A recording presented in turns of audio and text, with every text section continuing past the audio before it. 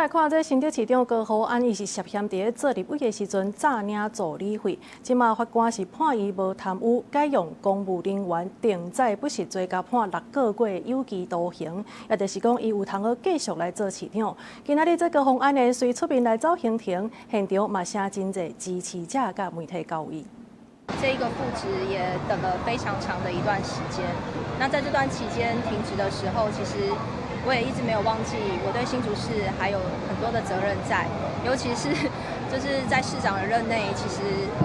民众从一开始选举市长投票，到后来的反罢免投票，其实我的身上等于是背负了2次选民托付的责任。所以当然对我而言，我希望 能够越快的完成复职的程序，对我来说是越好。尽快的回到市府工作，也回到正常的生活，也尽快的让新竹市民感受到安定的新竹。我想这是最重要的。